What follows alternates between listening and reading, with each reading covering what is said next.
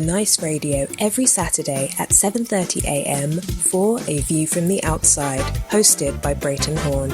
A View from the Outside takes a look at key issues affecting St. Vincent and the Grenadines and gives a global perspective on how these issues are viewed. Host Brereton Horne will examine a variety of topics to enlighten, stimulate debate, and explore solutions. Hear the facts, hear the real-life stories, hear A View from the Outside. Join Brereton Horne at 7:30 a.m. every Saturday on Nice Radio for A View from the Outside. On A View from the Outside this week being the 7th of March 2020, we look at empowerment, EMPOWERMENT, empowerment, with the view being that the onus is on the Vincentian people to ensure that its government, whether current or future, provides the environment for the empowerment of all of its citizens, and in particular, its women. The Cambridge Dictionary defines empowerment as the process of gaining freedom and power to do what you want or control what happens to you. And the Collins Dictionary states that the empowerment of a person or group of people is the process of giving them power and status in a particular situation. Those definitions tell us that empowerment involves a person or group of people gaining freedom from otherwise being constrained. Empowerment involves a person or group of people gaining power to do things that they are otherwise not allowed or permitted to do. Empowerment involves a person or group of people gaining freedom and power to control what happens to them. It is with the consideration of the definitions of empowerment in mind why we, on A View from the Outside, have chosen to make this call for the empowerment of Vincentians generally and Vincentian women in particular. We also make the call for the empowerment of our women in recognition of International Women's Day, which is tomorrow, the 8th of March, 2020. It is the day when people all over the world get together in different types of functions, including concerts, conferences, and festivals, to celebrate the achievement of women and to further make the case for more to be done for the empowerment of women. The theme of the day is, let's all be each for equal. Hashtag each for equal. So, the call is for all to be equal and for each of us to want each one to be equal. The call is one of collective individualism, each of us and all of us. The theme is based on the premise that an equal world is an enabled world. It is in that vein that we, on A View from the Outside, make the call for the sustainable environment to be fostered in St. Vincent and the Grenadines, so that our Vincentian people, and in particular our Vincentian women, are provided with the tools of empowerment. The call is therefore for all of our people, all of our women in particular, to feel that spirit of empowerment. No one should be left out. No one should be left behind. Equality for everyone must be the guiding principle. It is a good thing to see that some women are placed in prominent positions in and on behalf of St. Vincent and the Grenadines, as in the case of Her Excellency Susan Duggan, the first female Governor General of the country. We, on A View from the Outside, continue to applaud Her Excellency for being the pioneer female. Far too often in St. Vincent and the Grenadines, we see evidence of a society where inequality, division, and abuse based on political allegiance or perceived political allegiance being the offer of the day. We cannot have a situation where some citizens, women in particular, are denigrated and disparaged because of their political allegiance or their perceived political allegiance and call that empowerment. We cannot have a situation where professionals are not allowed to carry out their functions without meddling and interference from the political establishment and call that empowerment. We cannot have a situation where professionals are reluctant to participate in national discourse for fear of reprisals and repercussions and call that empowerment. We cannot have a situation where critical thinking is stifled and snuffed out and call that empowerment. We cannot have a situation where attempts are made to drown out all other opinions and call that empowerment.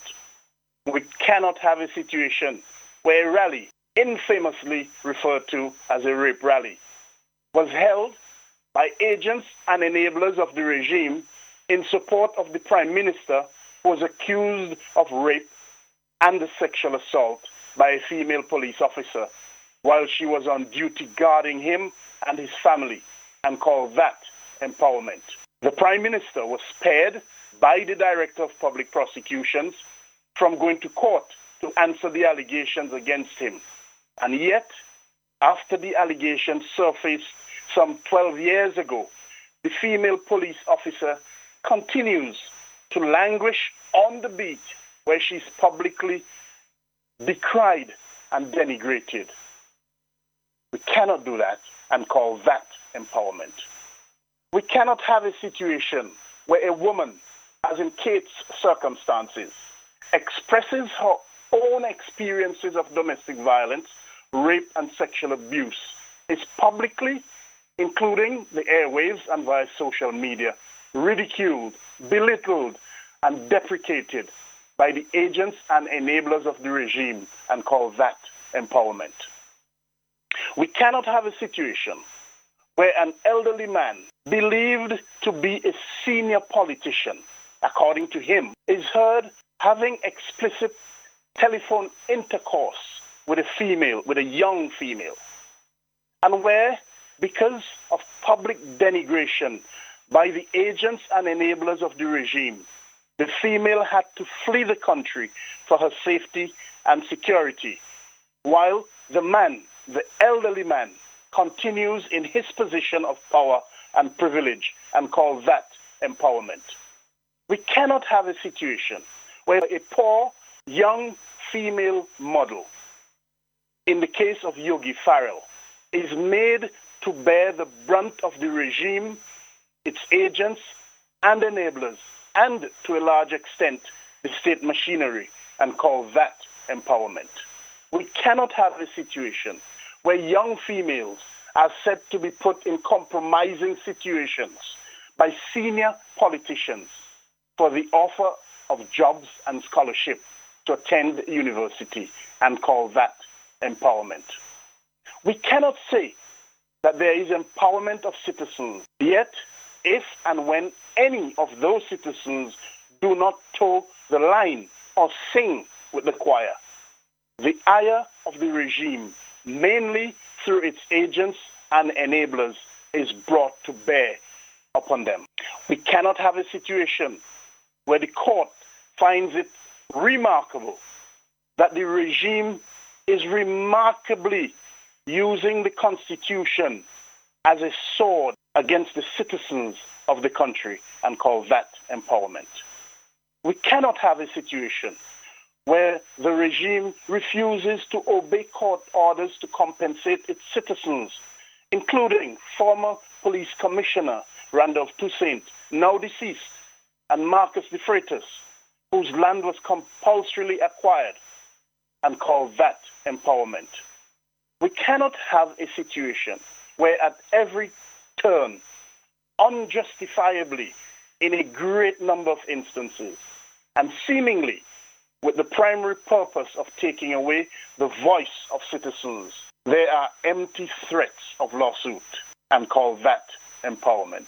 Having highlighted some of the many examples which indicate that there is a long, long way to go before it can credibly be said that empowerment is not just a facade in St. Vincent and the Grenadines, we, on A View from the Outside, now implore our fellow Vincentians, all Vincentians, to recognize the predicament. We encourage you in what is described as an election year in St. Vincent and the Grenadines to ensure that when the time comes, you elect a government which will give priority to your empowerment, your sisters' empowerment, your brothers' empowerment, the empowerment of your family, the empowerment of everyone in St. Vincent and the Grenadines. Start your plans now if you haven't started them already. Do your bit for yourself, for all of the members of your family, for your fellow villagers, for your town, and for your country. Ensure that you recognize and support International Women's Day tomorrow. Do something for the empowerment of women. Hashtag each for equal.